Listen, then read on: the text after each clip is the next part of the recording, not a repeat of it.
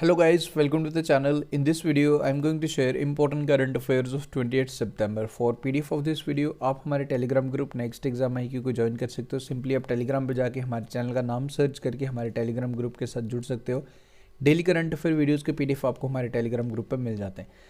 तो शुरुआत करते हैं आज का इंपॉर्टेंट वीडियो। सो आज का जो हमारा फर्स्ट क्वेश्चन है, recently Maharashtra government state cabinet has approved the renaming of which airport as Jagat Guru Sant Tukaram Maharaj Pune international airport. तो ये नाम चेंज किया जाएगा फ्रॉम पुणे एयरपोर्ट टू जगत गुरु संत तुकाराम महाराज पुणे इंटरनेशनल एयरपोर्ट। तो आपको बेसिकली ये बताना है कि ये किस एयरपोर्ट की हम बात कर रहे थे। तो ऑलरेडी मैं बता चुका हूँ। सो जिसका नाम रीनेम किया जाएगा दिस इज़ पुणे एयरपोर्ट, ये आपको याद रखना है, जिसको रीनेम किया जाएगा as Jagat Guru Sant Tukaram Maharaj Pune international airport. तो ये प्रपोजल भेजा गया सेंट्रल गवर्नमेंट को। Let's C.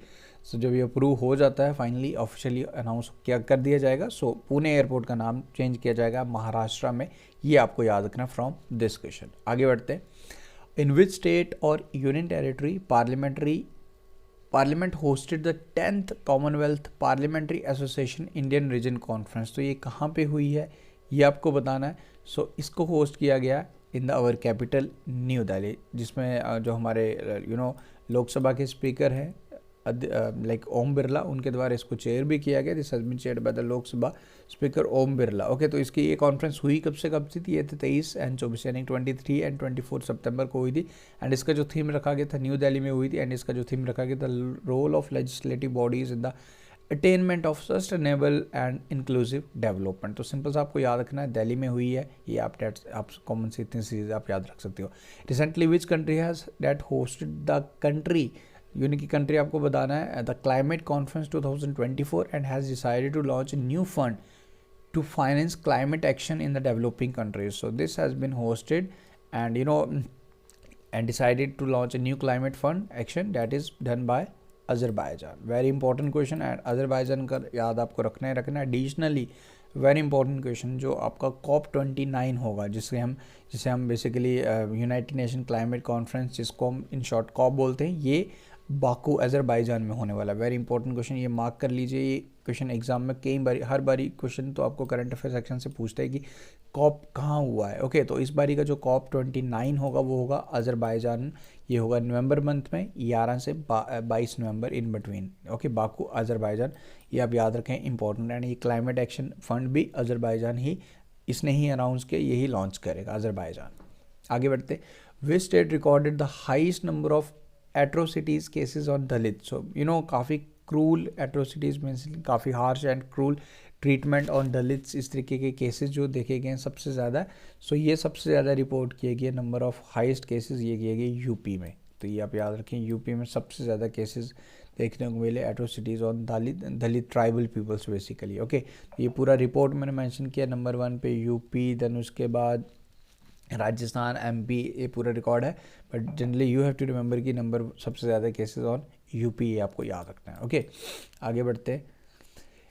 India's first CO2 to methanol pilot plant, ये पायलट बेसिस पर भी बेसिकली इसे स्टार्ट किया कि इसे सेटअप किया जाएगा। कौन सी इंडियन सिटी में जो CO2 to methanol pilot plant ये सेटअप किया जाएगा? In the city that is Pune. Okay, again Pune is the correct answer. अभी आपको जब मैंने एयरपोर्ट का नाम चेंज किया जाएगा, now this CO2 to methanol plant ये भी सेटअप किया जाएगा इन पुणे, ये आप याद रखें, this is important. And basically इसकी कैपेसिटी 1.4 टन पर डे, ये इतना कार्बन डाइऑक्साइड को मिथेनॉल में कन्वर्ट करेगा। एंड ये थर्मेक्स लिमिटेड इन पुणे बेसिकली ऑर्गेनाइजेशन है, एक कंपनी है, वहाँ इसे सेटअप किया जाएगा। ओके, 31 करोड़ रुपया इस पर स्पेंड होने वाला। आपको याद क्या रखना है, इंडिया का first CO2 to methanol pilot plant कहाँ सेटअप किया जाएगा? ये किया जाएगा महाराष्ट्र मुंबई में, और ये है जी हमारे महाराष्ट्र के पुणे में, ये आपको याद रखना है।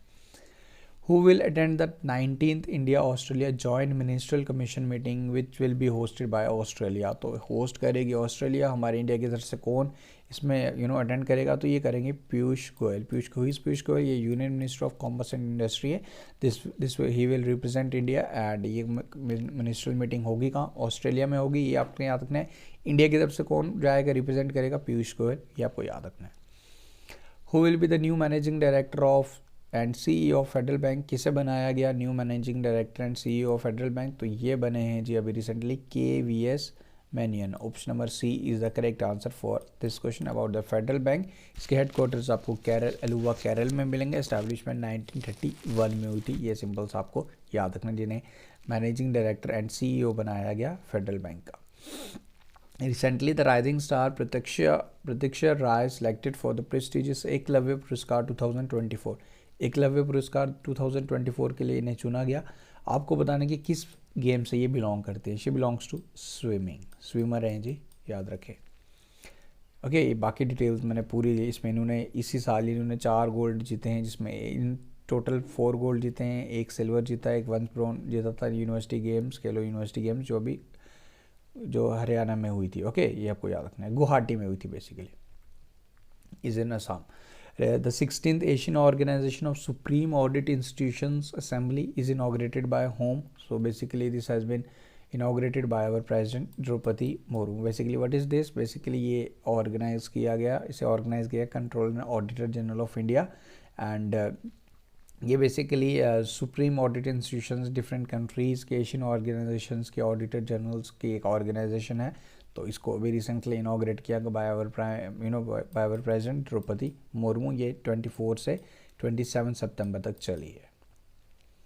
Which state in India is launching 530 crore Asian development bank funded water supply project. तो इसे कौन लॉन्च करने जा रहा है? This has been launched by Tripura इसे लॉन्च करेगा। इसे लॉन्च किया कि बेसिकली इसमें क्या है, to improve the water supply, drinking water infrastructures in Tripura को बेटर करने के लिए वहाँ के मुख्यमंत्री त्रिपुरा के मानिक साह द्वारा इसको इन्हांस करने के लिए बेसिकली से इस प्रोजेक्ट को लॉन्च किया जाएगा, जिसमें डिफरेंट ट्यूबवेल्स बनाए जाएंगे एंड वाटर रिजर्वर्स वगैरह बनाए जाएंगे, डिफरेंट पाइपलाइन सेटअप किए जाएंगे।